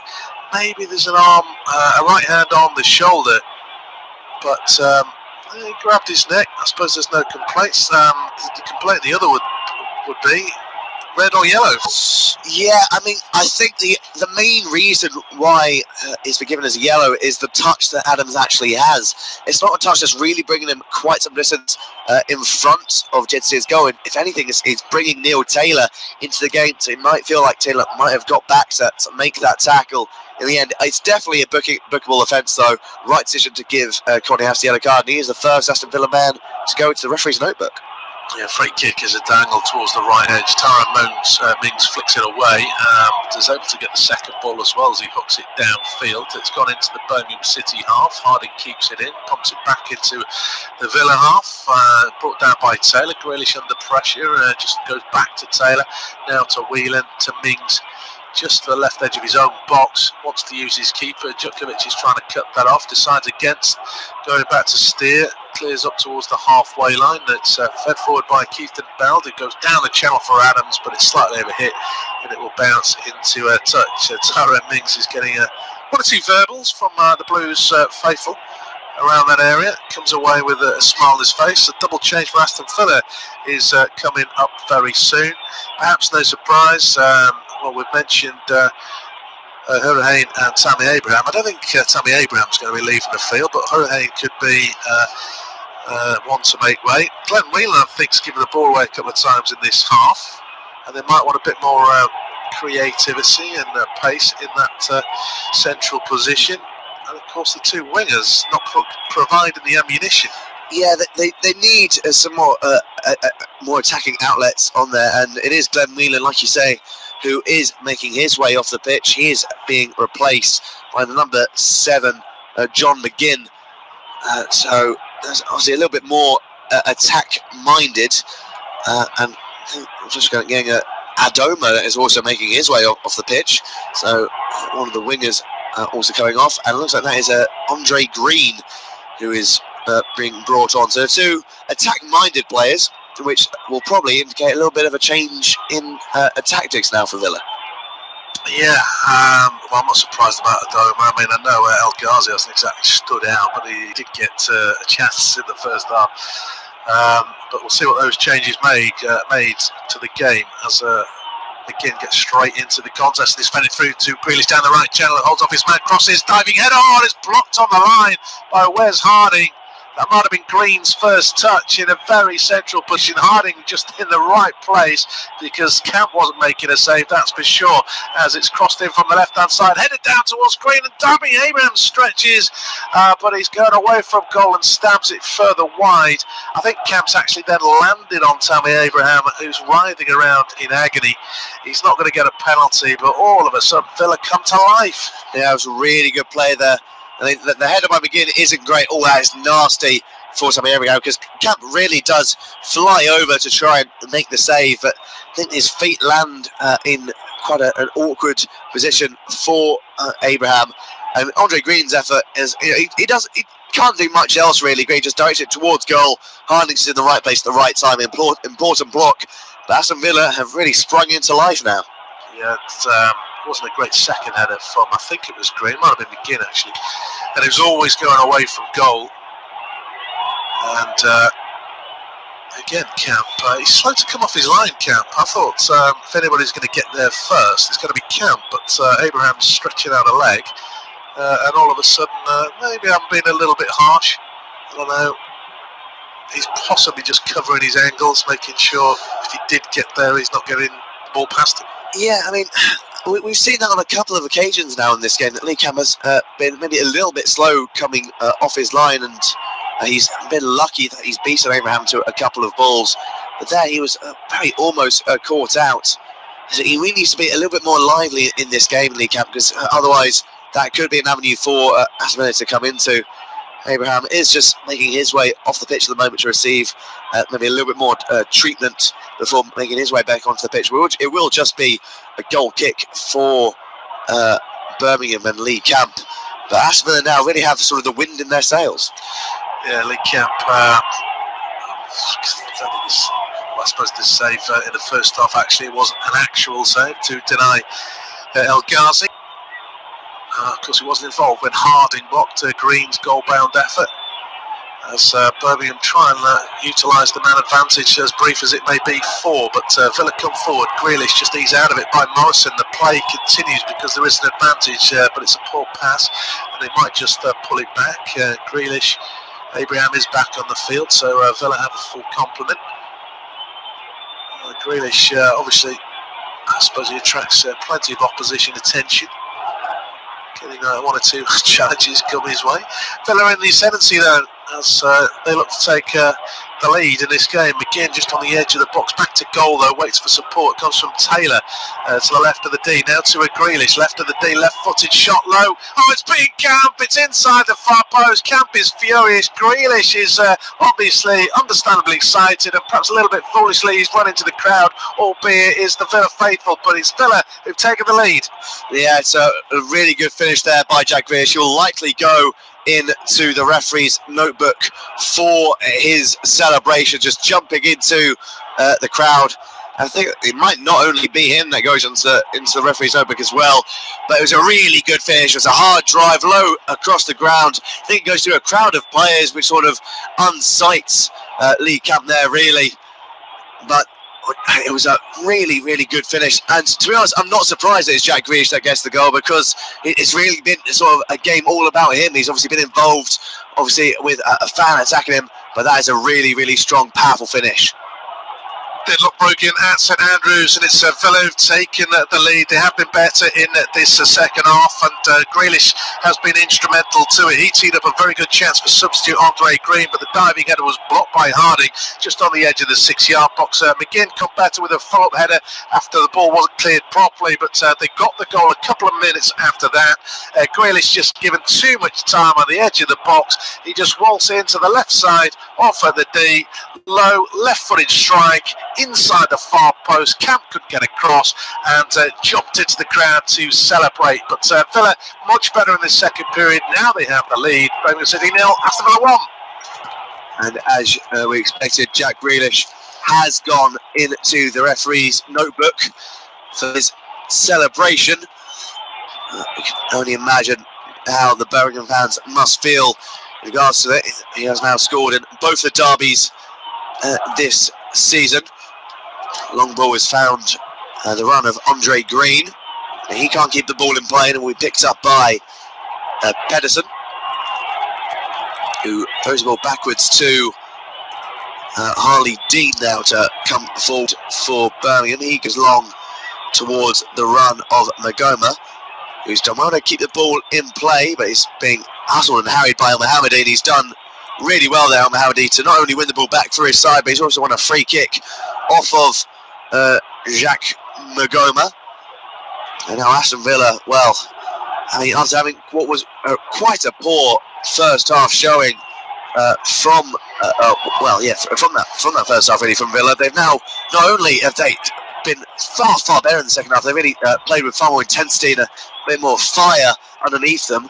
I think they've really just got a massive foothold in this game now. Yeah, certainly taking control of possession territory, creating chances. The substitutions have worked for Dean Smith, haven't they? Because Andre Green's had an impact straight away. McGinn's getting involved higher up the pitch as well. Can't tell you in the other game, Liverpool appeared to have made it safe because Roberto Firmino's got their third. They lead Burnley by 3 goals to 1. Obviously, a fair amount of time left, but they look to be in control of that one. Villa certainly in control of this one. It's not the 6-goal encounter that we got at Villa Park earlier in the campaign, but it might just open up now as Rabati is penalised, a little bit late on Taylor. And Villa are on top, quarter of the game left, just under in fact. Here's Will. Thank you very much, Rob. Just getting pictures now of the Villa fans in full song and full swing. They're enjoying their short trip to St Andrews. It's now with Tyrone Mings aiming long towards Abraham. It's over him and picked up by Morrison. Now it's with Magoma. He lays it off towards Pedersen. Just can't be kept in play though there by Che Adams. He's been marshalled well by Al-Mohammadi, but Pedersen takes the throw and aims towards Adams. It's being Marshall there by Courtney House. He's gone down under what he thought was a foul. No penalty given there though by the referee, Tim Robinson. Adams is furious with that decision. He felt he had been pushed there by the Aston Villa centre back. I didn't think there was a greatest deal in that. Although look at the replay, maybe the ever so slightest bits of shove towards the end. Yeah, I wouldn't give it, but that doesn't mean other referees wouldn't. I think he wants contact. He's eventually got it. It's a little bit silly from Hauser. Got the announce he's on a yellow, but I think it's too soft to give us a penalty. But yeah, Jay Adams doesn't agree. And it will be a goal kick for Aston Villa, as Conor Mahoney has now made his way onto the pitch for Birmingham. He's replaced Magoma. Another attacking player onto pitch for the Blues.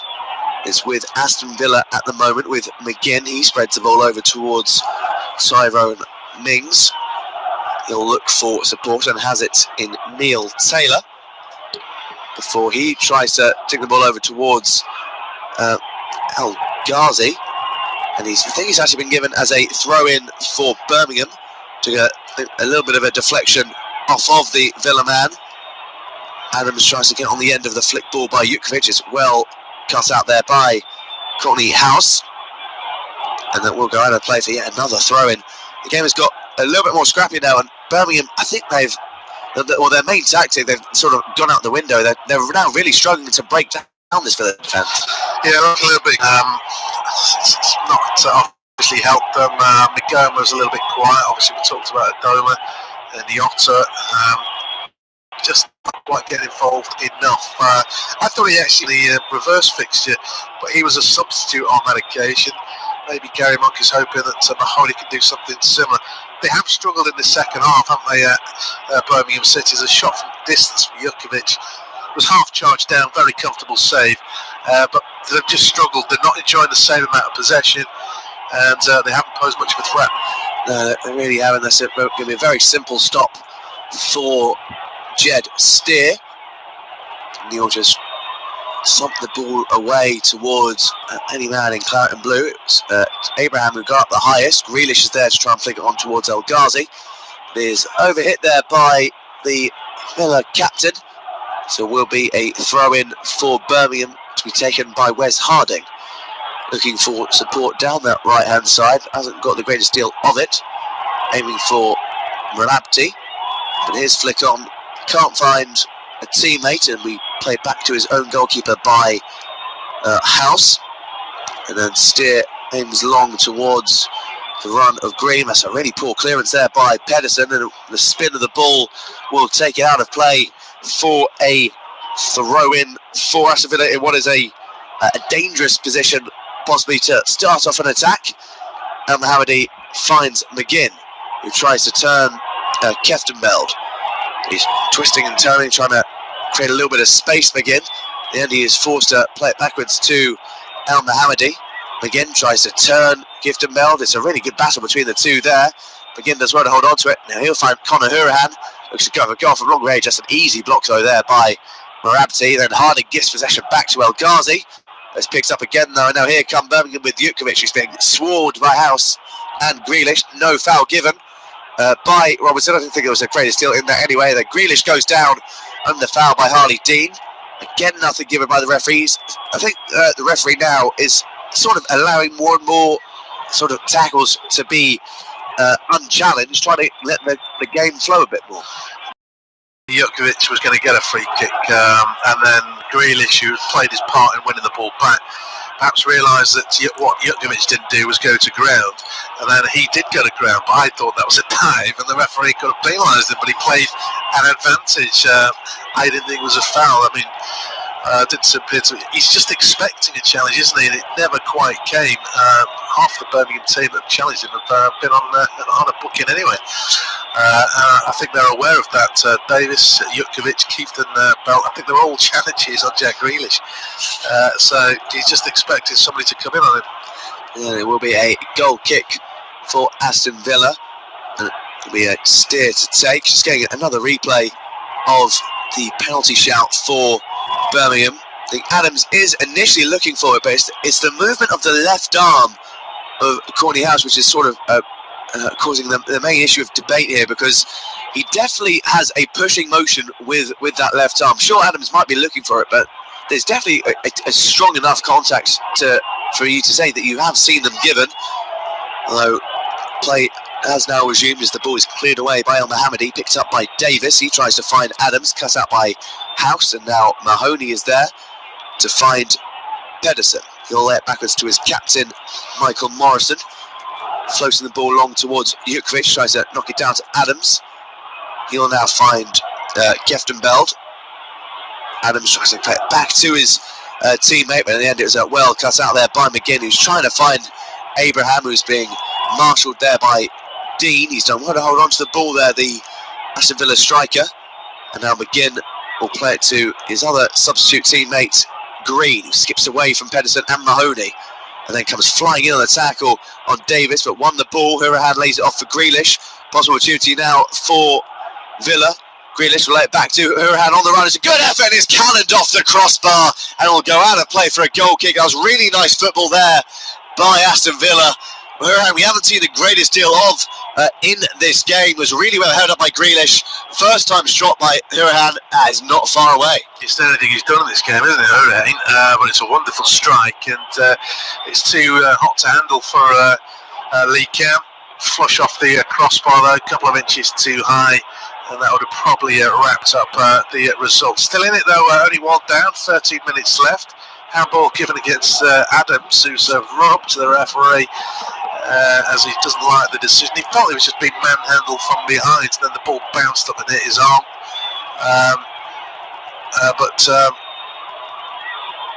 Was it deliberate? I mean, he's got his arms under his armpits. Is that a foul, do you think?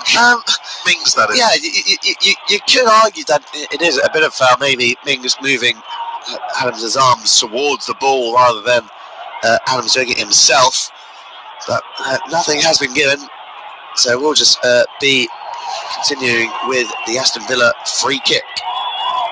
Approaching the final 10 minutes at St Andrews, and a couple of big talking points. One in the sense that Birmingham City could have had a penalty. Adams down the left channel, he just got ahead of Hauser, and although he looked like he was trying to win a penalty, there was definitely a push in his back from Hauser. The referee waved it away. And then down the other end, Hurricanes had a pretty quiet game so far. Thunder the first time at 25 yards out, flush off the woodwork. Referee seems to be losing a little bit of control. Neither side are happy with a lot of the decisions that have been made, and at the moment it's still anybody's. It's the score though is Birmingham City 0, Aston Villa 1. We're seeing Birmingham make their third and final change. It's David Davis that is making his way off the pitch, and he's going to be replaced by a man who's played for both sides in his career of this derby. It's Craig Gardner who's making his way on to the pitch. Really is a veteran of the game, been in and around the Premier League and the Championship for a number of years, and he'll bring that era of experience to the side. But is Gardner a player that Birmingham really need at this sort of stage? Well, it needs some creativity from midfield, don't it? I mean, let's be honest, it's not coming. We're not seeing as much attack and play down the flanks either. Fullbacks aren't getting forward, and essentially they're hitting long, and Adams Jukovic fighting for the ball. I think he will offer some intent within possession from a central position, something that perhaps they weren't getting from Davis, but lose out a bit of pace in midfield if they don't see the ball. That's a very valid point as the ball goes down the wing and is cleared away by Morrison. There was the slightest stoppage in play here as the referee had to run over and pick up the corner flag that had blown over and put it back in its place. The wind caused a couple of issues as a lot of rubbish now has made his way onto the pitch. Loads of plastic bags and tissue paper. Now it's a throw in for Villa with Neil Taylor to take. The pace of the movement for him in front of him. We go down the line for Abraham, who lays it off for El Ghazi. He's been marshalled by Harding, and that has been thumped clear down the line, but it can't be kept in play though by Jukovic. So will be a throw in for Aston Villa, still quite a way inside the Birmingham City half.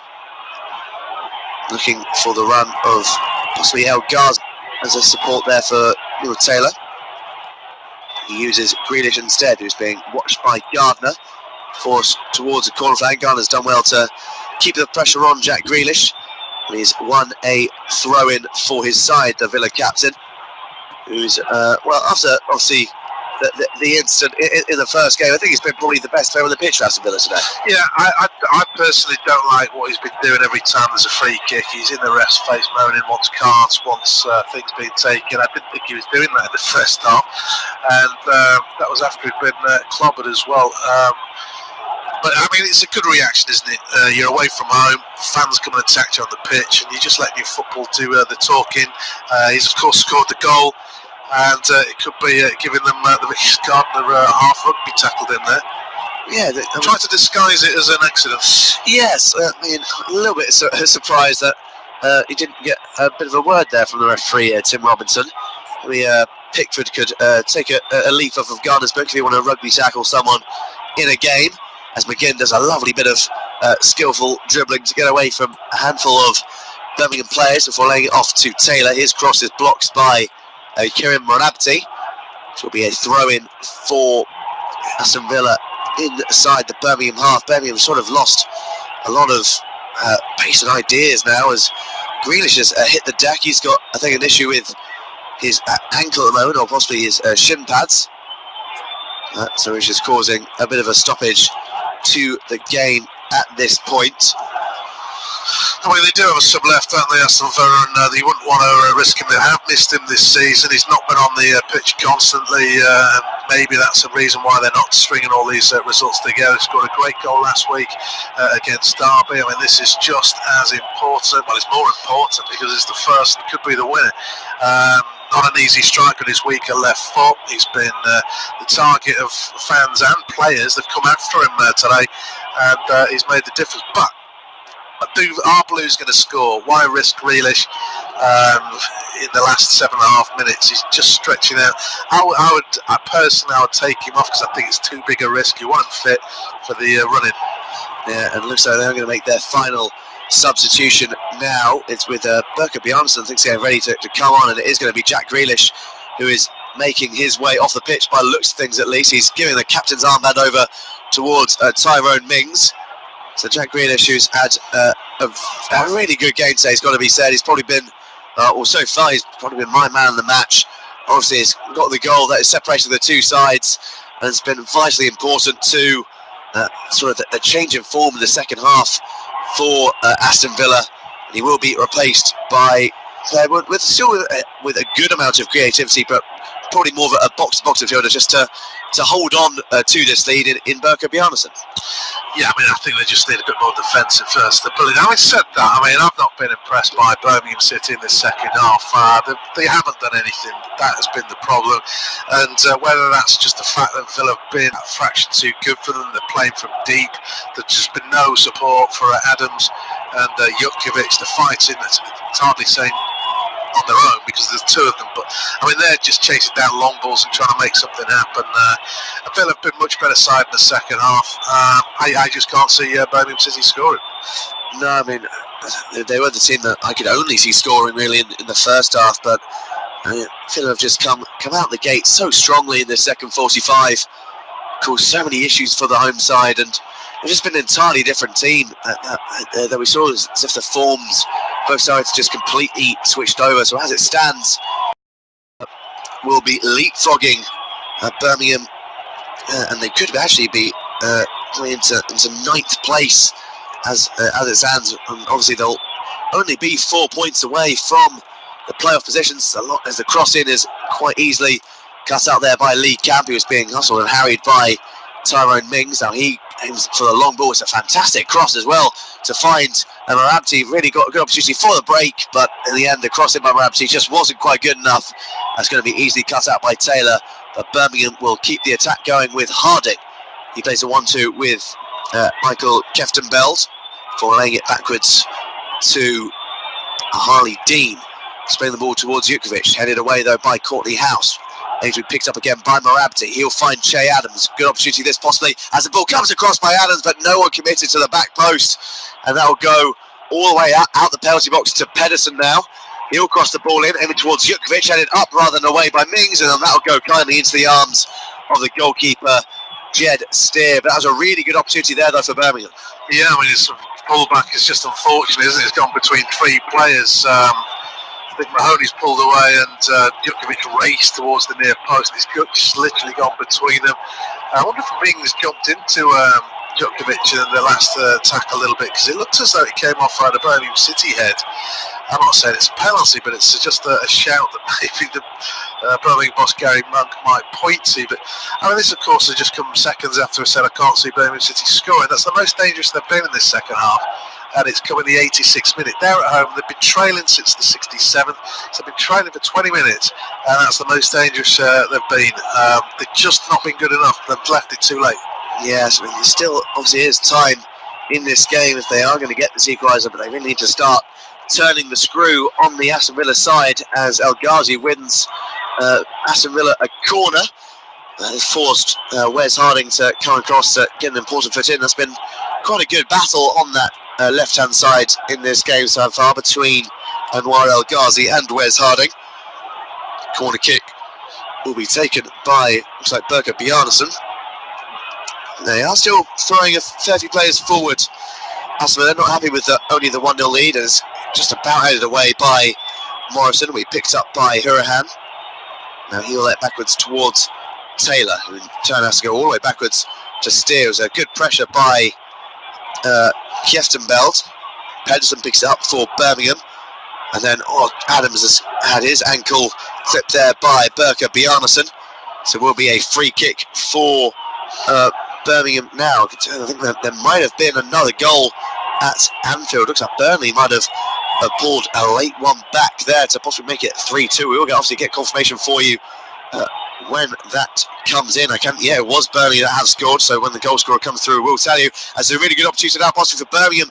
Adams inside the penalty box. That's a twist and turn. Doesn't have the greatest deal of support. He's been well marshalled by Mings, and he's now played it to the right-hand side for Jutkovic, who crosses it in, and there was no one there really to attack the ball. It'll go as far as Mahoney. He now has a dated ball across, goes all the way through to Gardner, who blazes his shot over the crossbar. It's a really good chance at Birmingham, and they have improved in the last 3 minutes or so. It fell kindly to the substitute Craig Gardner, who didn't have the composure and has lasted his shot over the bar. What an opportunity there for the Blues. Yeah, we were thinking he might bring on some composure, but good late pressure from Birmingham City. They've really pegged Aston Villa back. I mean, I think everybody who plays for Aston Villa is in that area right now, but there's still space for Craig Gardner, and he can't really blame anybody else but himself. I know they're throwing bodies in front of him, but he's got a clean strike. He didn't quite get the killer first touch, and then it's just a bit of a lash. He's 6 yards out, 7 yards out. A big chance. Yeah, the likes of Bjarnason and Taylor threw their bodies in front of Garner, which might have put him off, but from that position, you would expect a man of his quality to be doing far better there. I can confirm that it was Gudmundsson who got that goal for Burnley. As the long ball is aiming towards Jutkovic, and that'll go easily into the arms of Jed Steer as we come up to the 89th minute of this tie in this off-tube studio commentary. Scoreline remains Aston Villa 1. Jack Grealish's goal midway through the second half, separating the two sides. As it falls to Gardner. Here's long ball aiming towards Jutkovic, and now that'll go as far as Jed Steer. He'll aim long towards Abraham, who tried to turn Hyde there. No foul given. He was appealing for it though, Abraham. He's done well to win the possession back for his side. We'll now go to Bjarnason. He'll turn away from Garner. Can confirm that Liverpool, and they have survived that scare as they've gone 4-2 up now in injury time. Sadio Mane getting the fourth goal for them in that one, as Taylor twists and turns, try and get away from Harding before laying it backwards. McGinn now picks it up. He tries to find Bjarnason. It's well cut out there by Garner, and he's managed to win a free kick for his side inside his own penalty box. We've now passed the 90th minute mark. We are going to get 5 minutes of added time at the end of this game. So that long ball is played quickly as you'd expect, by Lee Camp, aiming towards Adams. He tries to get a flick on towards Jukovic. It's cleared away this time by Mings, headed back into a dangerous position by Morrison, picked up by McGinn. Now he'll turn and come forward. He plays the through ball to Bjarnason. Really good opportunity, this possibly for Villa. But it's a really good defending there by Morrison. But he's gifted possession back to Bjarnason. No foul given by the referee, Tim Robinson. Now with El Ghazi. He will let back to the Icelandic international, Bjarnason. Just doing really good interchange there of passing between Bjarnason and El Ghazi, but in the end it does is slightly overhit, and it will go out of play for a goal kick for Birmingham. And as we come in towards the end of this game, put the question to you, Rob, who's your man of the match? I don't think you can look beyond Jack Grealish, to be honest. He's made the difference. He scored the goal. He's created a couple of other chances, and this is all on the back of actually literally being assaulted by a fan.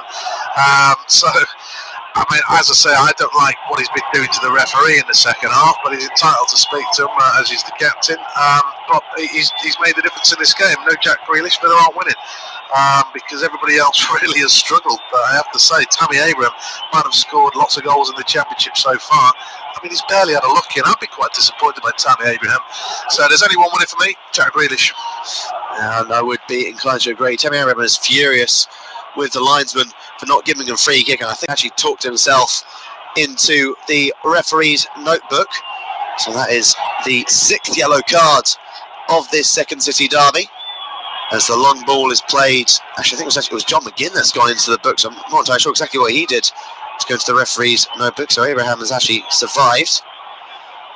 As the long ball is played towards Harley Dean, is being a makeshift striker at this point. Jukovic tries to lay it off towards Dean. He tried to get there in front of El Mohammadi. He's won a corner kick for his side. El Mohammadi's furious with the referee, complaining that he should have got a free kick. Nothing was given. And with 3 minutes left, I know earlier on you couldn't see Birmingham getting a goal. Do you see it now with the 3 minutes of added time? Well, I mean, they haven't posed that much threat from a set place. Lee Camp's actually coming up from the back. I thought he could have been a free kick as well. As a header goes just wide. Oh, what free header there, post Gardner. That's 2 gilt-edged opportunities. And that is a free header. He should at least be hitting the target. Yeah, it's a big waste of an opportunity there by Craig Gardner. And no one had picked him up. Again, it's awful marking from Aston Villa, and it's not far away from that right-hand post, but he really should be doing better there. I mean, he's had his opportunities since coming off the bench. Craig Gardner really has had the chance to make a name for himself in this derby, but he really has let his side down there as the clock begins to tick by. Will be a goal kick for Aston Villa with just under 2 minutes left. I'd still be worried as a Villa fan, because it wasn't only Gardner that was free. I mean, Harding was running alongside Gardner. Villa aren't marking 2 players. Pedersen's throw goes as far as Dean. He flicks it up. Mings heads it away. And then Green goes for the acrobatic clearance, but only goes out for a throw-in still quite some way inside the Aston Villa half. Back to the wall job now here for the Villains. Pedersen with the long throw. Flicks on by Dean, headed away this time by Taylor. Back in there by Jukovic. Mings then gets it further away. Will fall as far as Harding, who will lift it up and high towards the penalty box. Mings gets a flick onto it, and that will only go as far as a corner kick again for Birmingham City. This will be one of, if not the final opportunity for Birmingham City. The fans really trying to get behind their side now. Lee Camp yet again is up for this corner kick. It is Conor Mahoney who will take this corner. It needs to be a good delivery for the Blues. It's towards the middle of the park. It's headed away again by Tyrone Mings, who would be another shout for man of the match. The amount of clearances and blocks he's made. From back to Mahoney. He floats it in towards the box. It's a really poor ball, and the wind actually took it massively there as Gardner picks it up. He tries to lay it towards Harding. He's being watched and marshalled by El Ghazi. That's really good defending there by El Ghazi to shepherd the ball out of play. And you just have a feeling that might be that in this game. Yeah, I mean, I think, was it Dean on the edge of the box? He perhaps didn't pick up how strong the wind was. He thought that was going to the far side. If it had just changed, obviously Villa wouldn't have been able to clear as well as they did. But he just didn't realise that's an opportunity gone. But, I mean, you can't argue. I thought they'd been poor in the second half. But, I mean, if Craig Gardner had his shoots on, they could have won it 2-1. Yeah, and Jukovic lays it off. And Mings yet again is there in front of Che Adams. And the clearance goes as far as Green, and there could be an opportunity possibly for a break. That's a really good, important tackle there by Pedersen. Play does resume, and we have played the full 5 minutes now of injury time as the long ball goes as far as Mahoney. If they are going to get a goal, this will have to be it. It's shifted towards the back post, and that is overhit over Harley Dean. That'll go out for a goal kick for Aston Villa, which they won't be able to take. The final whistle has gone. Jack Grealish's goal is the goal that separates the two sides here at St Andrews. The final score in this is Birmingham City 0, Aston Villa 1, and we'll see you in the next one.